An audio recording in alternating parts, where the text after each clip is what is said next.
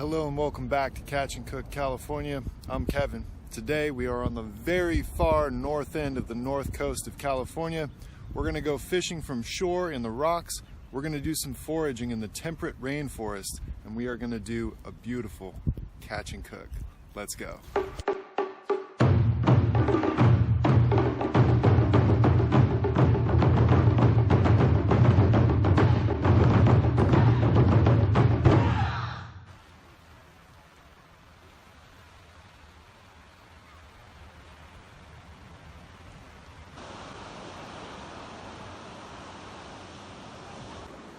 Alright folks, I'm going fishing. It's after hours, after work. I only have probably 2 hours of light. I'm not going to get in a lot of casts. So the ocean's looking pretty calm, decently clear. There's tons of boulders out here. I want to talk about structure in this video and how that translates to good lingcod habitat, good rockfish habitat. But yeah, I got to get out here and get fishing.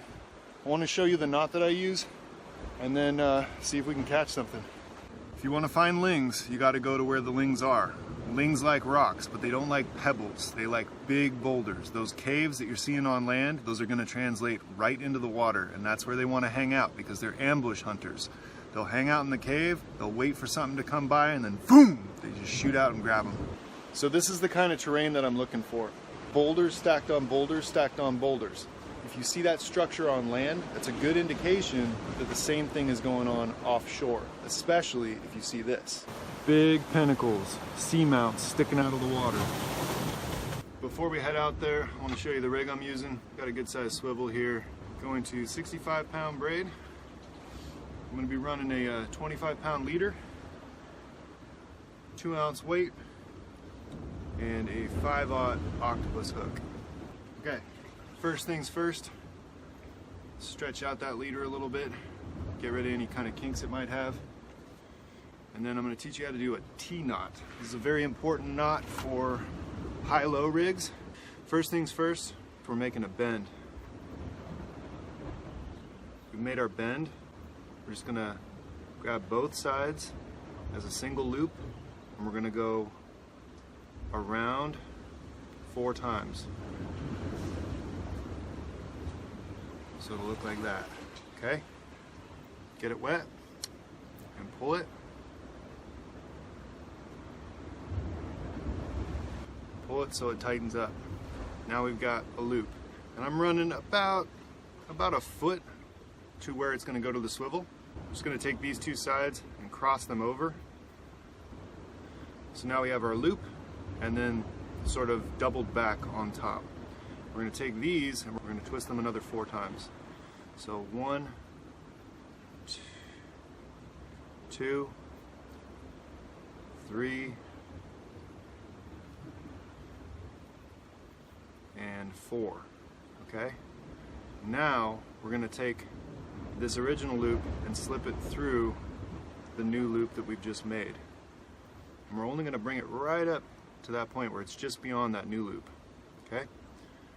We're going to start to cinch it up, and you want that knot from the original loop to be right up against the new ones. We're going to take up a little bit of slack, get it wet. It's important to get this wet because when you pull it, you don't want too much friction because it'll actually melt the line a little bit.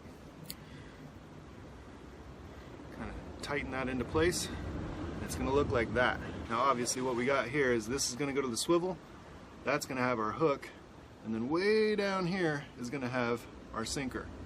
That's going to keep our bait up off the bottom, and it should keep the hook off to one side so it doesn't get tangled in the main line or the main leader. So now we're going to take that loop, cinch it up so it's real tight, and we're going to put it through our hook. We're going to take our hook and put it through that loop, but you need to wrap around. You need to wrap around twice. So it's going to look like that. Now you're going to start to pull, and it's going to want to bunch up on the shank there. I like to get it above the eye here, and the reason I do is the eye of the hook here actually has a little potentially sharp little edge where that bend in the hook in the eye comes back around and meets the shank, and that can rub on the line and actually fray the line. So I like to get all of this up above the eye. When it's up above the eye, it's going to look something like this. And you're going to pull that tight a little bit. Don't do this and then pull, otherwise you'll be the fish. Pull it nice and tight. It's going to be right off to the side. Now the next thing I'm going to do is I'm going to run my mono through my swivel here that's already attached to my braid. Right where the line went through the eye on the swivel, I'm going to put my finger there, and I'm going to wrap 7 times. So it'll look like this. Now I need to go through this loop. That tag end is going to go through that new loop. Okay? I'm going to hold it tight. I want to bring that tag end now back through this new loop. It's going back through this new loop. Grab a hold of it. So it'll look kind of like that. Get it wet again. Cinch it down. And it's okay if you have a little tag end hanging off there. It's not going to hurt anything, but it needs to be nice and tight. So that's the improved cinch knot, and that is honestly the only knot you need to learn to go fishing. People say the Palomar is also a really good knot. I've used it. It's a good knot. I like it. But this is the one that my dad taught me when I was a kid. It's the one his dad taught him. And I have caught more fish on that knot alone than any other knot. If you're going to learn too, learn the T-knot as well. All right, I'm going to do the exact same thing, improved cinch knot to my sinker. Now it's important to have your monofilament as your leader, because that 65-pound braid is super tough stuff, and having a leader that's tough, like 25-pound but not 65-pound, means when you snag, and you will snag, that's just part of shore fishing, it's part of bottom fishing, anything in the rocks. When you do snag, the leader will break off, you don't lose a ton of line, and you can just retie it. And honestly, most of the time the leader breaks and I keep the swivel. So cinch that bad boy up, and that's the rig. 65-pound braid to the swivel, swivel to the 25-pound T-knot. You got one nice hook up here. If you want to do it twice for a true high-low, you'd have one high, do the exact same thing. Another T-knot here, put one low, and then over here you got your sinker. Sometimes I cast out, I feel a fish hook in, I start reeling, it snags, the fish is in a hole, whatever the case may be, I can't get it back, it breaks off.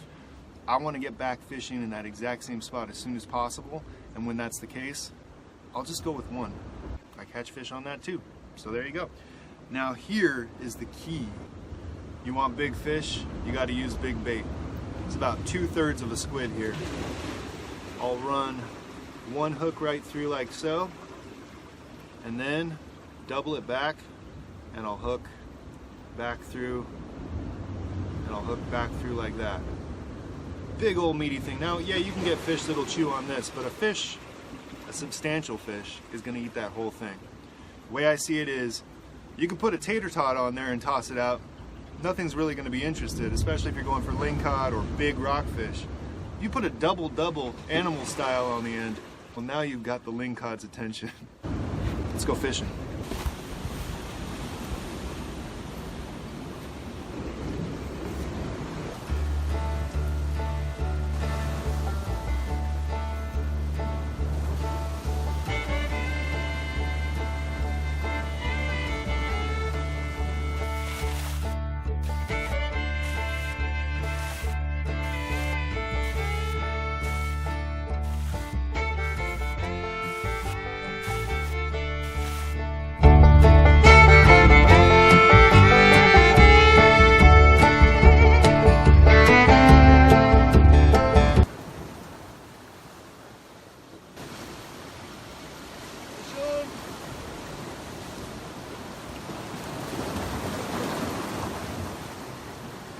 Oh, it's a ling! Woo! Woo!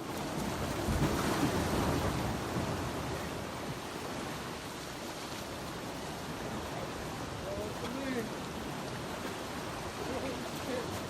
Oh, shit! Oh, it's a nice ling!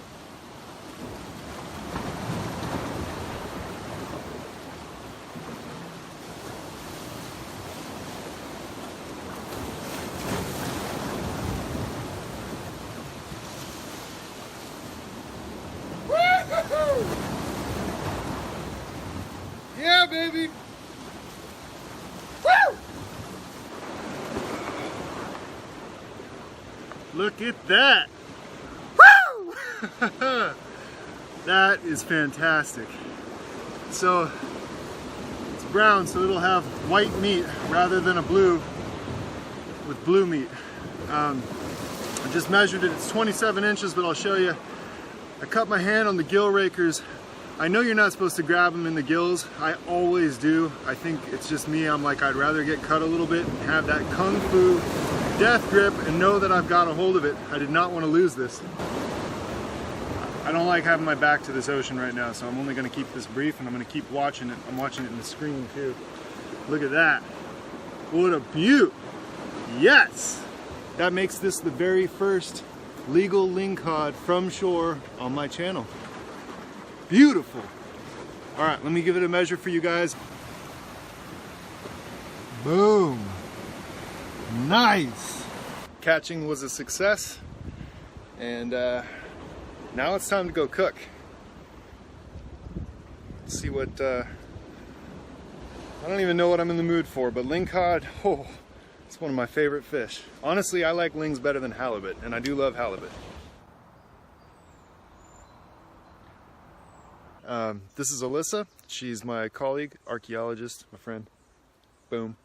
And we're coming back to this beautiful green area on the far, far, far north coast, and we are looking for some berries that I've never shown you before.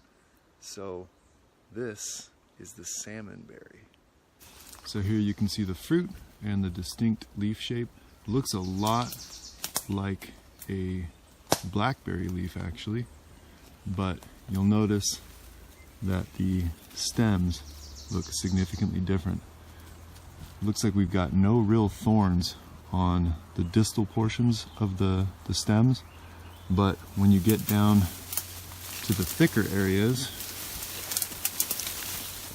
the base of these stems, it's got kind of a tannish woody color and fine spines, almost like a rose. See that beauty? Yeah. Well.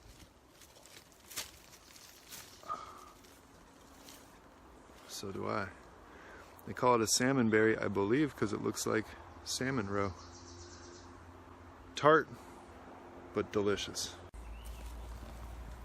Oh, the whole thing snapped off.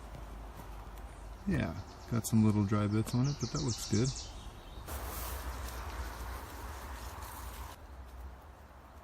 The salmon berries like to grow on open, sunny hillsides right near the coast where they get a lot of fog. And down here, it's a little bit more enclosed riparian forest, but they're growing right along the creek here. Well-watered areas, that's what they like.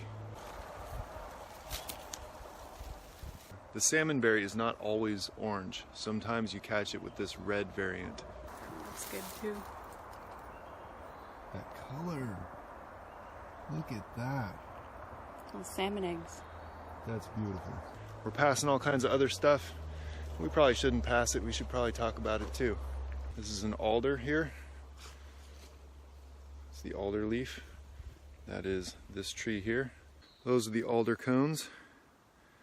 And there's the alder leaf attached to it when it dies back. Alders are excellent indicators of water. They like to grow along the creeks. And they're also a tree that oyster mushrooms on the coast love to live on. It's pretty darn late in the season for oyster mushrooms, but occasionally they'll still pop up just from the fog drip. So the fog will come off the water this far north in California. It'll catch the trees and then it drips overnight. And that fog drip basically creates rain. So the mushroom season extends a little bit longer up here and the further north you go.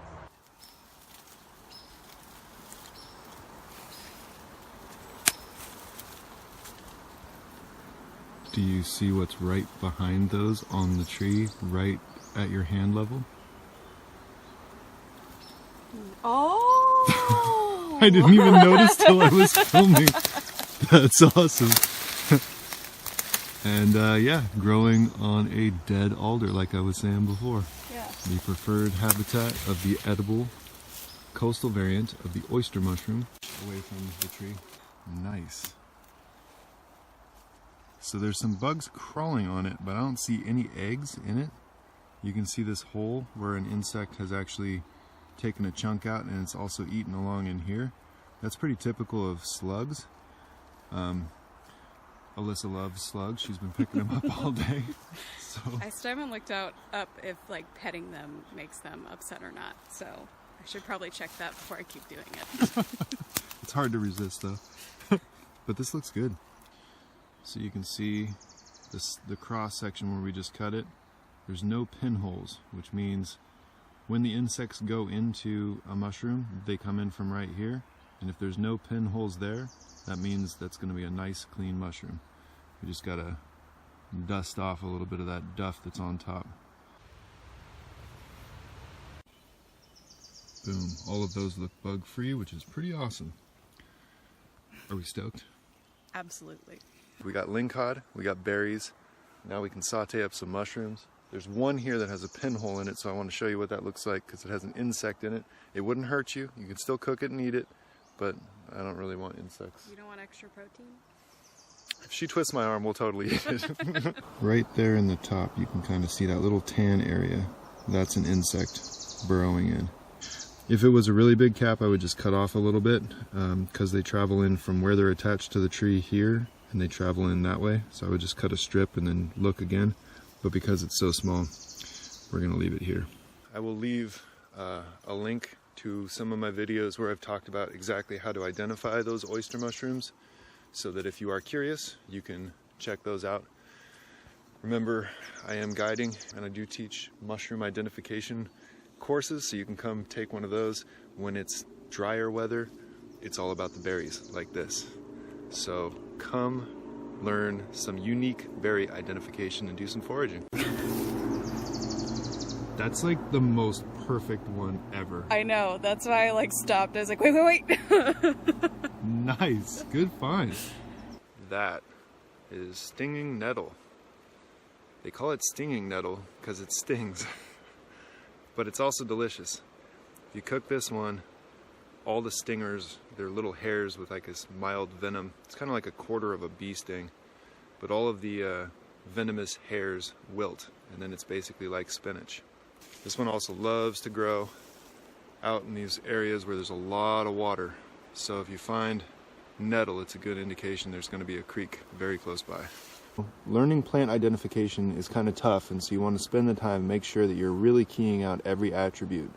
Nettle is very user-friendly because if you think you've got nettle, but you don't know, you can take it and touch the inside of your arm, and it smarts, and you will know for sure that you have stinging nettle, which is delicious. I also should note that Alyssa and I have never been down this trail before. We're just walking and scoping, and we're finding. So this is the fun of foraging. We now have a new area to forage.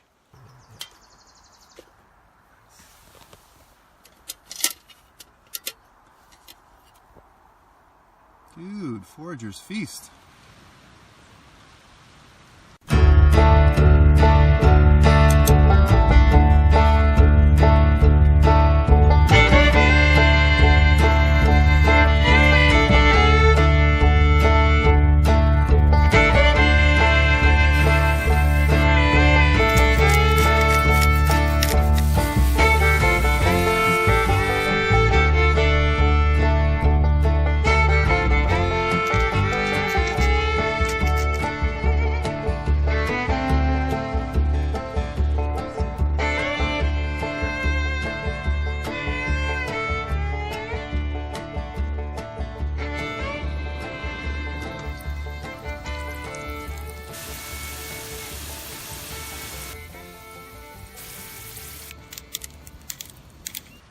So you're just doing a light dusting?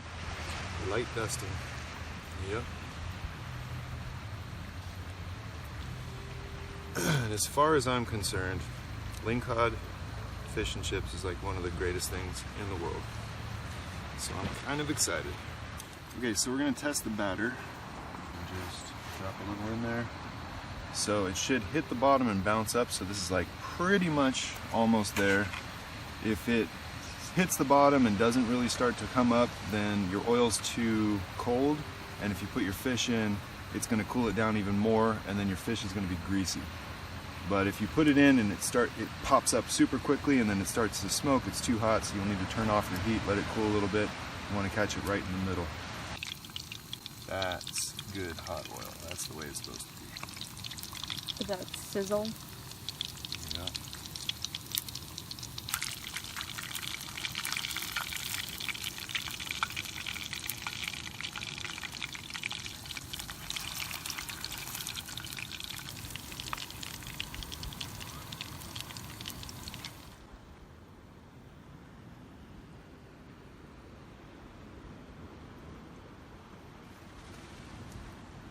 LINGCOD, beer battered and fried, French fries.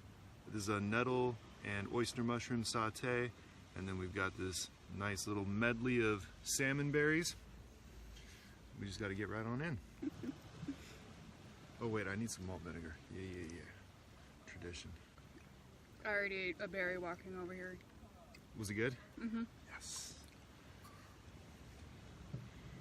All right, little lemon.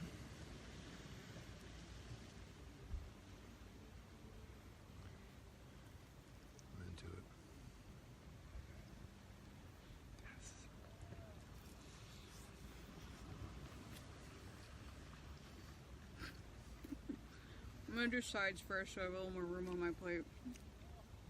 Oh man, worth the wait. I love fish and chips. Mm-hmm. All right, I want to try this. You gonna get into the mushroom? Yeah, mushroom nettle medley. Mmm. Mmm. Oh my god, that fish is so good. I'm gonna cry. Yeah, dude, the texture of the mushroom too. Yeah, perfect. Wow, yeah. It's got a nice little bounce to it. And the nettle, it's kind of like a spinach. Really, really good. Oh my god. That is so like light and flaky and delicious. Yeah. 10 out of 10. Yeah, 10 out of 10. That's what I'm talking about. Can't beat it. LINGCOD, I honestly like it more than I like halibut. I think it's like just such a good eating fish. Right on. Salmonberry.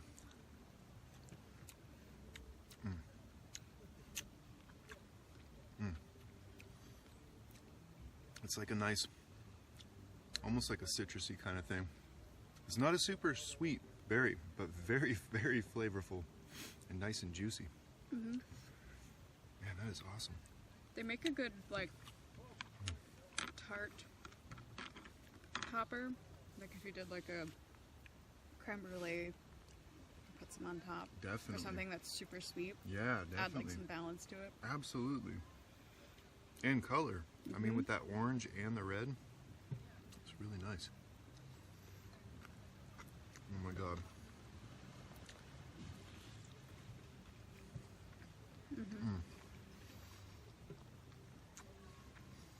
I'm going for the mushroom. Nice. Oh my god. Right?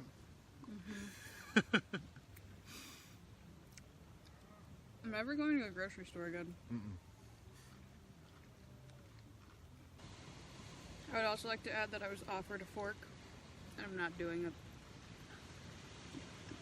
It's better. I respect that. Fish and chips is finger food. It should be. Well, that was delicious. Well, I hope you enjoyed this episode, and until next time, keep the old ways alive. So now we've got our loop. So now we have our... It's not as easy as it looks. And the Croy shot. This video is sponsored by bubbly water. It's like regular water with bubbles. Ow! That's going in the outtakes. Don't do that!